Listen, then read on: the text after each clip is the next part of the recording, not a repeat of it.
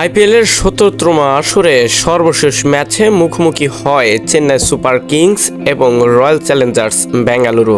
এদিন টসে জিতে প্রথমে ব্যাট করতে নেমে দারুণ একটা রানের পাহাড় গড়ে দেন বিরাট কোহলি। চেন্নাই সুপার কিংস দ্বিতীয় ইনিংসে ব্যাট করতে নেমে সর্বশেষ ১২ বলে যখন ২৮ রানের প্রয়োজন, ঠিক তখনই আসে এমন দুঃসময়। চেন্নাই সুপার কিংসের দুই কিংবদন্তি বলার মুস্তাফিজুর রহমান এবং পার্থী রানাকে মিস করে এমন শোকাহত হয়েছেন সেটা পোস্ট করেছে সামাজিক যোগাযোগ মাধ্যমে। দলপতি ঋতুরাজ গায়কোয়াড় এই দুই পেসারকে নিয়ে রীতিমতো শোক প্রকাশ করেছেন সংবাদ সম্মেলনে।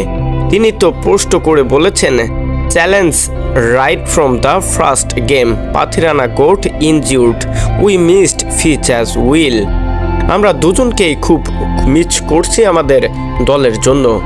চেন্নাই সুপার কিংসের দুই পেসার মুস্তাফিজুর রহমান এবং পার্থী রানা সবসময় আমাদের জন্য অনেক গুরুত্বপূর্ণ। দলের জয়ের জন্য তারা কতটা গুরুত্বপূর্ণ সেটা আমরা দেখতে পেরেছি প্রথম থেকেই।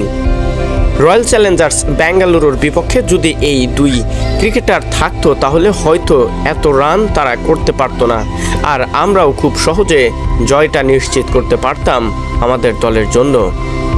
রয়্যাল চ্যালেঞ্জার্স বেঙ্গালুরু সর্বশেষ এই চেন্নাই সুপার কিংসের বিপক্ষে জয় দিয়ে প্লে অফ নিশ্চিতের লক্ষ্যে এখনও টিকে রইল পয়েন্ট টেবিলে।